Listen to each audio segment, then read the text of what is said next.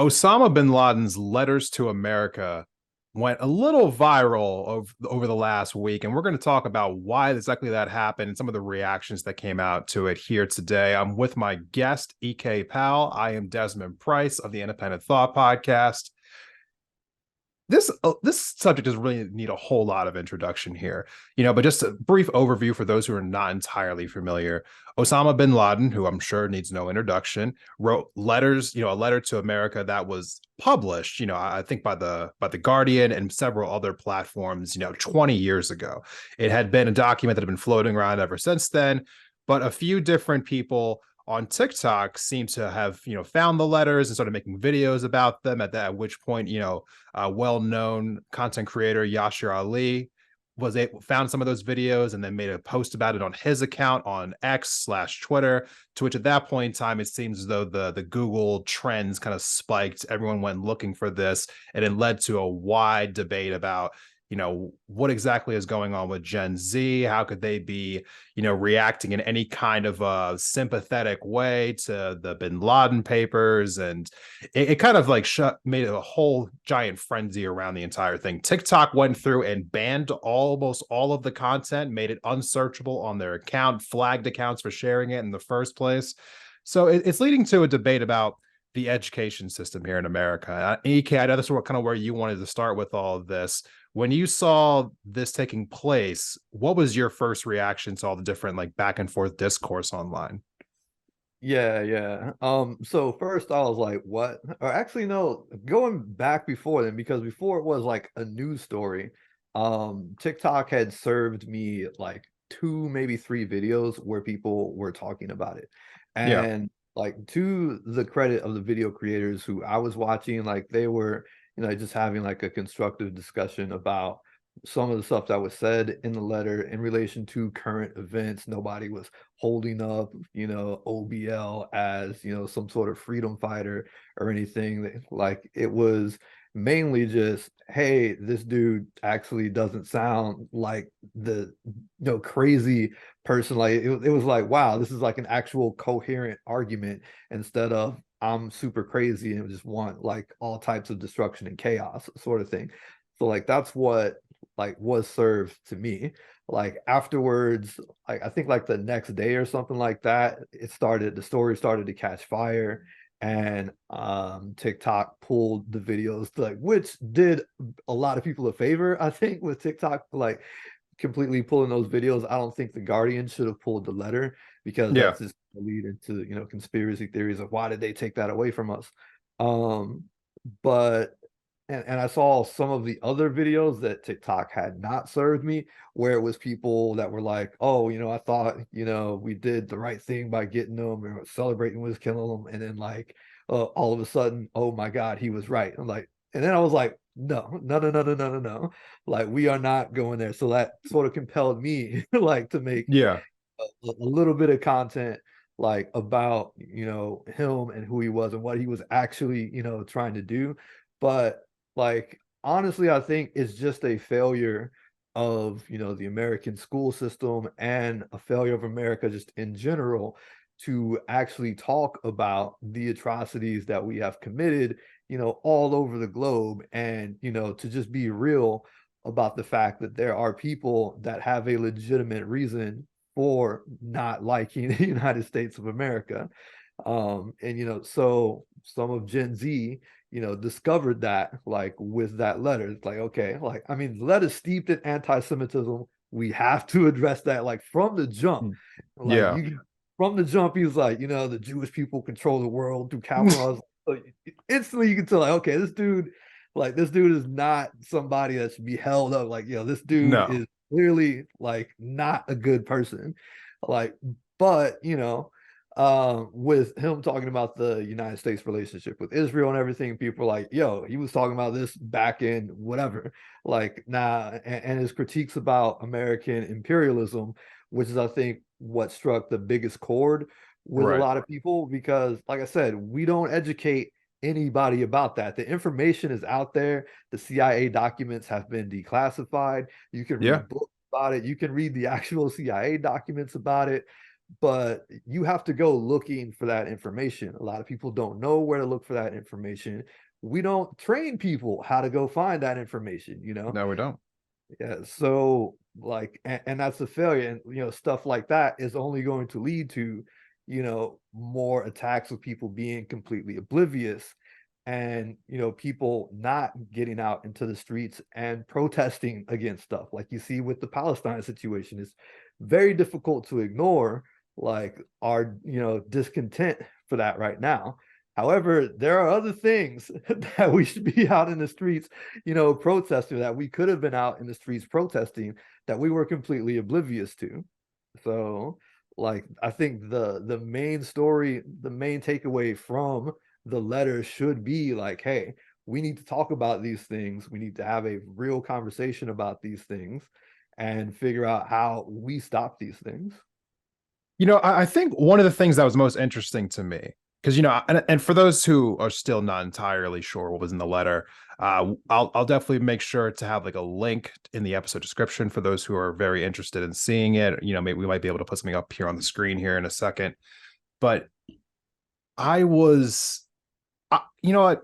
Maybe it's because I'm a little bit older. I'm in my early 30s now, and I had my quote unquote like political, I guess, awakening, more than a decade ago. And it was around similar stuff. It was around, not specifically what's happening in Palestine, but learning about all the different atrocities that America has committed. It changed my perception about, I guess, everything that we're told growing up, whether it's, about like America's the good guys and everyone who hates us just hates us because they're the bad guys. And we're taught that very simplistic form of the world as we're going through the American education system, and it leads to, fake patriotism in my mind, but, to that extent, I'm always a little shocked whenever I see people saying something like, "Oh, I feel totally different about the world now. Oh, my eyes are wide open to things that are going on."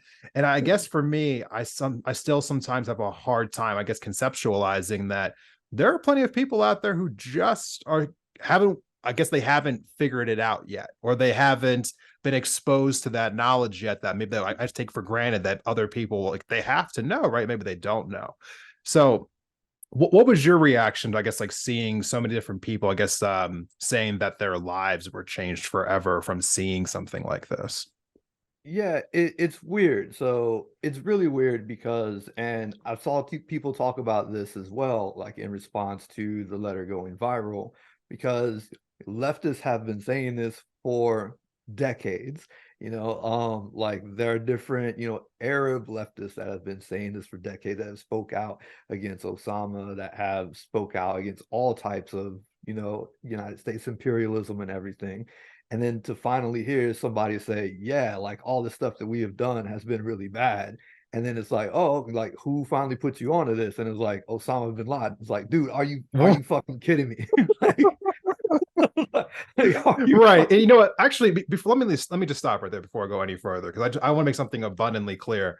I believe that Osama bin Laden is a terrorist. absolutely. Just full stop. Because I don't want anything to be misconstrued by what I'm saying here. I think this is an incredibly nuanced conversation. Because on one hand, Osama bin Laden is 100% a terrorist. I do not in any way, shape, or form. I know a lot of people on the left, and this is a whole different conversation. Like, they find different ways to justify, like, acts of violence, like the ones committed on 9/11. I don't, under any circumstance. So I think, you know, what I'm saying here, that like when I looked, like, at some of the things that he critiqued, I can both agree with some of the critiques and also vehemently condemn other things that he said, and definitely the things that he's done. So Yeah. it's not a black and white situation here. His critique of American imperialism, I think, is correct, but also his critique of, well, I think he went on to say in these letters that the attacks on 9/11 were justified because the American taxpayers are funding the atrocities of the American government. Therefore, there's no such thing as an innocent American, which is essentially the exact same justification that the current Israeli government is using with the people of Gaza, saying that Right, there's no such collective thing as punishment. innocent civilian because they, live within and around Hamas. And so like that line of thinking is just outright blatantly wrong, no matter who says it and for what the reasoning is. Yeah, yeah, absolutely. And like the dude was just not a good guy, just in general. So and like Shouldn't have and to debate it, but especially here we are. yeah, no, but like especially it's especially wild from like a leftist critique because here you have, a billionaire nepo baby, a Saudi Arabian billionaire nepo Right, baby. Like I mean Saudi Arabia until very recently, like, you couldn't drive as a woman, you know. right. And there's all types of other oppressive stuff going on as far as the people there. So like here you have him cosplaying some freedom fighter in the Mujahideen, and he had absolute zero problem with American imperialism when it was paying to arm the Mujahideen and help him fight against the actual like leftist movements that were happening in Afghanistan. He had no problem taking, our money for that and our guns. He had no problem with our money paying for the training of all the people to how to use or of how to use the weapons that we were supplying them with. He had no problem with, our taxpayer dollars like funding, him to have a live-in sex worker, which you can read Oh, Confessions of an Economic Hitman if you want that tidbit. But like, yeah, he had no problem with our taxpayer money and our American imperialism during all of that. He only had a problem with it when it stops benefiting him. It's like he like that's not the person like that. I mean, that dude is like he is a right-wing warrior. I mean, and it's also like some of the fault of the United States here. Like, we don't care about who like we like prop up to go fight the leftists. We just care that they are fighting the leftists. We didn't care like about like the religious extremism of the people who were fighting the Soviets in Afghanistan. We just cared that there was a group of people that wanted to fight the Soviets that we could give tons of weapons to. So like again, like the people that like because people understand that Osama is bad, but like they don't understand that the actual like they don't understand like all of the reasons that he is bad, all of the right, things that go along with like what he did. It's like, there's all this other stuff that you could talk about, but that actually critiques the US government, so we hide that stuff. right. Yeah, and I'm glad you brought all that up because I feel as though there's a large segment of the left which has correctly identified all of the different things that you can absolutely come after the US government for meddling in foreign governments, trying to attack innocent people around the globe, so much regime change all over the place, just absolutely stripping certain areas of natural resources. It is these are all like absolute great critiques to have because there's nothing really incorrect about them. But I think when you go down that route, sometimes I think certain people kind of fall into this place of thinking that basically if anyone critiques America, then that critique is correct. And that's the part that gets lost on me a little bit because when I was seeing people kind of championing bin Laden for some of the things that he was saying, I'm just like, did you read the rest? Did you read the rest of what he said Did you about read the start of the letter? you got to That's read the the whole very letter. start of the There letter. was some stuff in there that you might not have seen, so, I mean, yeah, he wanted to turn basically any nation that like wasn't following Sharia law. He think that that needed to be imposed everywhere. He was coming after us for having gay people in America, saying that that was another reason that we deserve to be attacked. I mean, it's I hate that I have to say this, but everyone, if you were on the fence for any reason about Osama bin Laden, don't be on the fence. Not a good person. Definitely a terrorist here. His critiques about American imperialism, correct. And what he's saying specifically about our connection to Israel and what they're doing to the people of Palestine, still true today. Still true today. Yeah, yeah, it carries forward like, but I also say, and I think I might have said this in a video, like there was one video that I recorded that I did not post, like, and I said this in like a friends only video that like, hey, the reason I'm so vocal about this is because one, this needs to be critiqued from the left. It needs to be critiqued thoroughly from the left. And, you know, we have to like completely try to stamp out like any of this, because like the news story is already being spun that, you know, oh, it's the kids on TikTok doing such and such and whatever. And it's like, no, no, Yeah. no, no, no. Like, I think for a large part, it's just curiosity as to, okay, like this person sounds crazy, but this one particular thing that he's talking about doesn't sound that crazy. I think is like for the gist of what was happening with most of that stuff. Even in the videos that were made, people were in the comments of those videos saying, yo, this is crazy. What the hell is wrong with y'all? And like, yeah, basically like telling people like exactly how bad he was. So it's like the kids know, the kids just were missing. The kids know, the kids were like the truth. Some of the truths were just hidden from them. Like it's I don't even know what I'm trying to say here. It's like it's weird. Like it's a very nuanced conversation. It's something that, you know, needs to happen in like a format like this where we can talk about it like for a much greater length of time than, you know, your average 15-second to 60-second TikTok video.